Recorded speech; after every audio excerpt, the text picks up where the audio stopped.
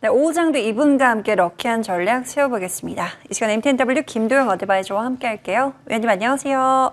네, 안녕하십니까? 네, 반갑습니다. 양지수 엇갈리고 있는 가운데 그동안 저평가됐었던 종목군들의 강세가 두드러지고 있습니다. 자동차부터 볼 텐데요. 이 관세 리스크에도 불구하고 향후 긍정적인 전망 리포트가 발간되면서 현대차 그룹 시세가 눈에 띄고 있습니다. 로봇 산업 확대에 대한 기대감도 함께 실리고 있는 구간인데요. 추가 전략 한번 들어보고요. 자, 반도체 볼게요. 엔비디아 호실적의 반도체 투톱 희비가 엇갈리고 있습니다. 위원님의 전략이었던 SK 하이닉스 강세가 두드러지고 있는데요. 이 반도체 장비단의 온기 확산 이어지고 있습니다. 자, 앞으로 반도체 전략은 어떻게 세우면 좋을까요?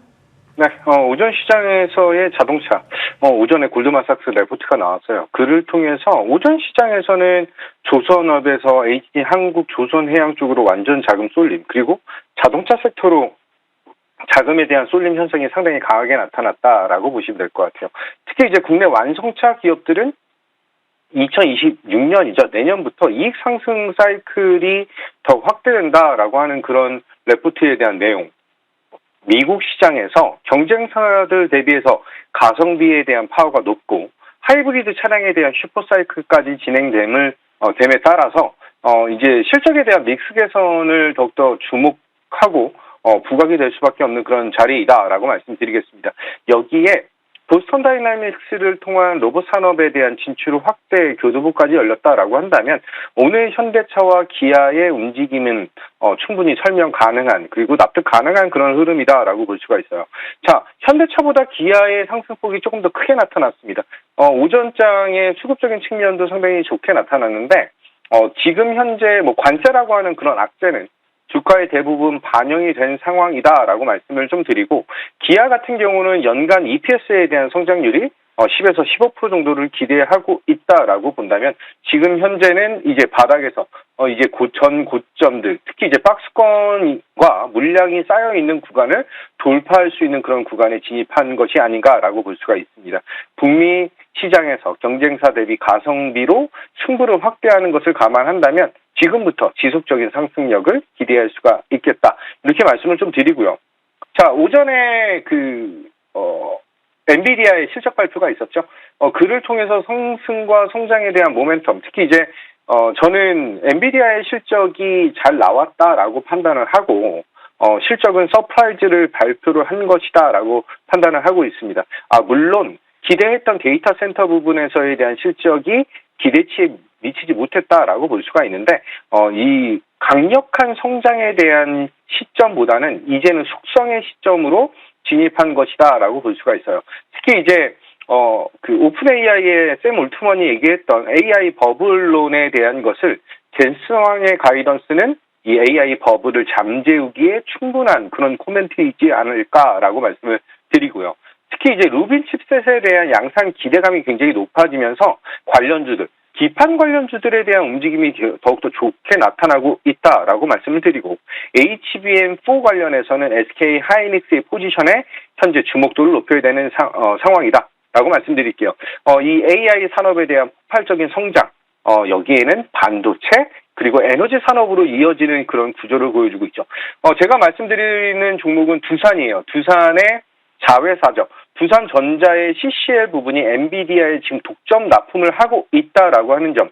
2분기 두산전자의 실적이 서프라이즈를 보여줬는데 3분기도 성장 동력에 대한 확대. 루빈 칩셋도 지금 현재 엔비디아와 함께 개발에 대한 것을 확대하고 있다라고 한다면 지속적으로 독점에 대한 위치를 고수할 수 있다라고 볼 수가 있습니다. 자, 두산 차트를 보게 된다면 지금 현재 20선에 대한 돌파 여부를 보여주고 있는데 단기적인 조정 이후에 다시 한번 박스권 하단보다는 올라와 있는 그런 구간은 상당히 매력적이다라고 말씀드리고 전 두산은 여전히 탑픽 중 하나이다라고 말씀드리겠습니다. 두 번째 SK 하이닉스도 좀 보셔야 될 것 같은데 SK 하이닉스가 상반기 시총 상위 종목을 이끌고 왔다라고 한다면 오늘 시장에서 20선과 60선에 대한 동시 돌파는 굉장히 큰 의미를 보여줄 수 있는 그런 자리. 따라서 이제 SK 하이닉스가 다시 한번 추세 상승을 기대할 수 있는 그런 흐름이 나타났다라고 보고 있기 때문에 반도체 투톱 중 하나인 SK 하이닉스에 대한 흐름에 주목도를 높이자. 이렇게 말씀드리겠습니다. 오늘 오후장 럭키세븐 전략으로 현대차를 가져오셨는데요. 어떤 매수 포인트 있을까요? 네, 이제 현대차 어떻게 보면 시총 상위 종목 안에서 이제 저가 매력도를 높이고 있는 그런 종목이기도 하죠. 이제는 매수에 대한 강도를 올려도 된다라고 하는 포인트로 안내를 드리고요. 특히 이제 강력한 HEV라고 하는 이 성장에 대한 모멘텀 그리고 시장에 대한 점유율을 지속적으로 상승시키고 있다라고 하는 점, 여기에 가능성을 높게 둬야 되는 그런 상황이다라고 볼 수 있습니다.